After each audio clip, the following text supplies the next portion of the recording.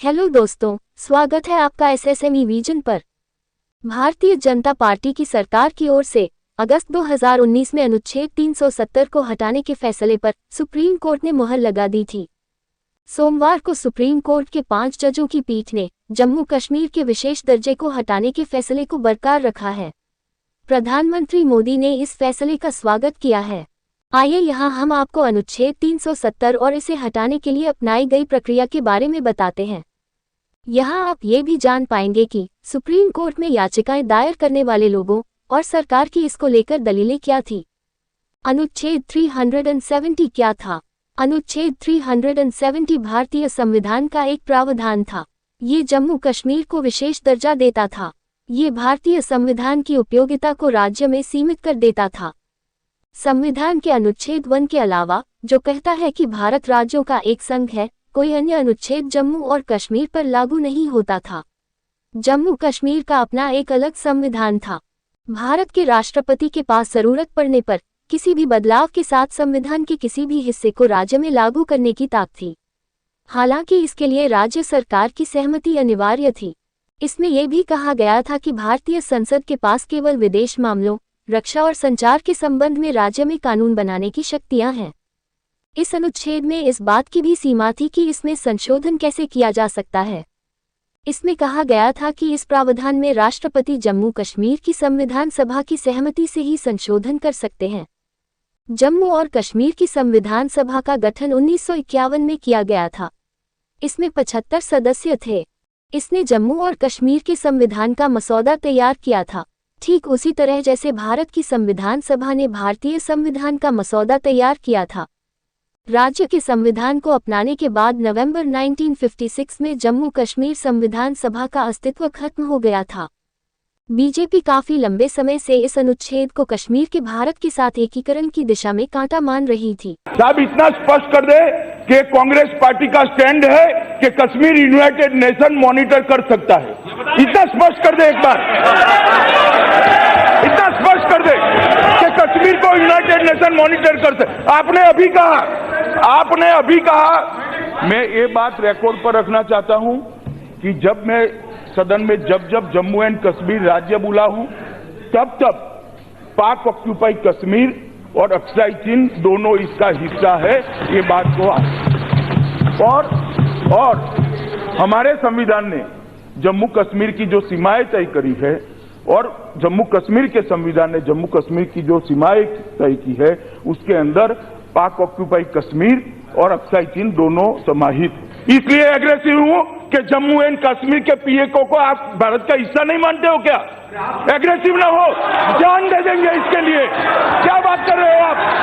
Aggressive होने की क्या बात कर रहे हो? जान दे देंगे इसके लिए। उसने अपने घोषणा पत्र में भी कहा था कि वह भारतीय संविधान से अनुच्छेद 370 और 35A को हटाएगी। अनुच्छेद 35A को 1954 में संविधान में शामिल किया गया था।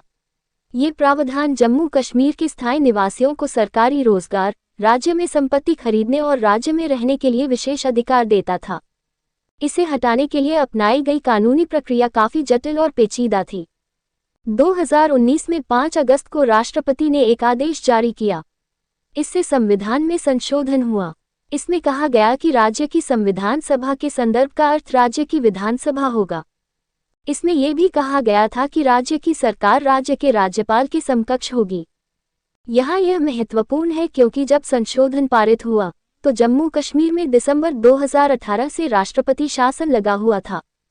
जून 2018 में भाजपा ने पीपल्स डेमोक्रेटिक पार्टी की सरकार से समर्थन वापस ले लिया था। इसके बाद राज्य 6 महीने तक राज्यपाल शासन और फिर राष्ट्रपति शासन के अधीन रहा। सामान्य परिस्थितियों में इस संशोधन के लिए राष्ट्रपति को राज्य विधानमंडल की सहमति की जरूरत होती, लेकिन राष्ट्रपति शासन के कारण विधानमंडल की सहमति संभव नहीं थी। इस आदेश ने राष्ट्रपति और केंद्र सरकार को अनुच्छेद 370 में जिस भी तरीके से सही लगे संशोधन करने की ताकत दे दी। इसके अगले दिन राष्ट्रपति ने एक और आदेश जारी किया। इसमें कहा गया कि भारतीय संविधान के सभी प्रावधान जम्मू कश्मीर पर लागू होंगे। इससे जम्मू कश्मीर को मिला विशेष दर्जा खत्म हो गया। 9 अगस्त को संसद ने राज्य को 2 केंद्र शासित प्रदेशों जम्मू और कश्मीर और लद्दाख में बांटने वाला एक कानून पारित किया। जम्मू कश्मीर में विधानसभा होगी, लेकिन लद्दाख में नहीं होगी। अनुच्छेद 370 हटने का परिणाम क्या हुआ? जम्मू कश्मीर में 5 अगस्त से लॉकडाउन लगा दिया गया था। वहां कर्फ्यू लगा दिया गया था। टेलीफोन नेटवर्क और इंटरनेट सेवाएं बंद कर दी गई थीं। राजनीतिक दलों के नेताओं समेत हजारों लोगों को या तो हिरासत में ले लिया गया या गिरफ्तार किया गया या नजरबंद कर दिया गया। जम्मू कश्मीर में सुरक्षा बल के कई लाख जवानों को तैनात किया गया। 2G इंटरनेट को कुछ महीने बाद जनवरी 2020 में बहाल किया गया, जबकि 4G इंटरनेट को फरवरी 2021 में बहाल किया गया। अनुच्छेदों को हटाए जाने के तुरंत बाद इसे चुनौती देते हुए कई याचिकाएं दायर की गईं। अगस्त 2019 में सुप्रीम कोर्ट ने इस मामले को 5 जजों की बेंच के पास भेज दिया था। अदालत ने इस साल अगस्त में इस मामले की अंतिम दलीलें सुननी शुरू की। किन लोगों ने दायर की है याचिकाएं? इस मामले में कुल 23 याचिकाएं दायर की गई हैं। इस मामले के याचिकाकर्ताओं में नागरिक समाज संगठन, वकील, राजनेता, पत्रकार और कार्यकर्ता शामिल हैं। इनमें से कुछ में Jammu Kashmir People's Conference, People's Union for Civil Liberties, National Conference के नेता और सांसद मोहम्मद अकबर लोन और जम्मू और कश्मीर के पूर्व वार्ताकार राधा कुमार शामिल हैं। याचिकाकर्ताओं की क्या दलील है? याचिकाकर्ताओं ने अदालत से अनुच्छेद 370 को निरस्त करने और राज्य को 2 केंद्र शासित प्रदेशों में बांटने को रद्द करने की मांग की है। याचिकाकर्ताओं के मुताबिक अनुच्छेद 370 एक स्थायी प्रावधान था। चूंकि इसमें किसी भी बदलाव के लिए राज्य की संविधान सभा के इजाजत की जरूरत होती थी, जिसे 1956 में भंग कर दिया गया था। याचिकाकर्ताओं का कहना है कि 370 हटाना उस विलय पत्र के विरुद्ध था, जिसके जरिए जम्मू कश्मीर भारत का हिस्सा बना। याचिकाकर्ताओं का तर्क है कि यह लोगों की इच्छा के खिलाफ जाने के लिए किया गया एक राजनीतिक कृत्य था। उनकी दलील है कि संविधान सभा को विधानसभा से स्थानापन्न नहीं किया जा सकता क्योंकि वे अलग अलग काम करती हैं।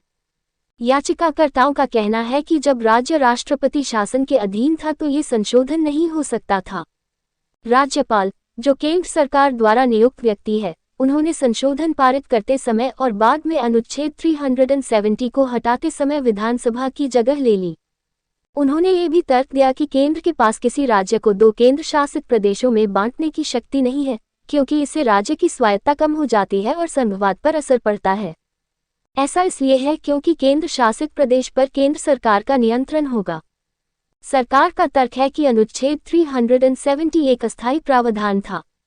चूंकि संविधान सभा भंग हो गई थी, इसलिए विधानसभा को वह पद ग्रहण करना पड़ा।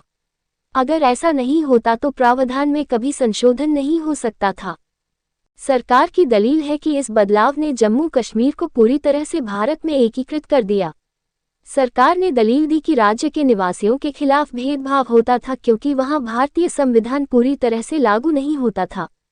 इसके अलावा सरकार ने कहा कि राष्ट्रपति शासन में उनके या राज्यपाल की ओर से पारित आदेश राज्य विधानमंडल की ओर से पारित आदेशों के बराबर हैं। इसलिए राष्ट्रपति शासन में स्थिति बदलने से यह काम अवैध नहीं हो जाएगा। सरकार का यह भी कहना था कि उसके पास राज्यों का पुनर्गठन करने की व्यापक शक्तियां हैं। वह किसी राज्य के नाम, क्षेत्र, सीमाओं को बदल सकती है और राज्य को केंद्र शासित प्रदेशों में भी बांट सकती है। इसके अलावा सरकार ने ये भी कहा कि कानून व्यवस्था की स्थिति सामान्य होने पर सरकार जम्मू कश्मीर का राज्य का दर्जा बहाल कर देगी।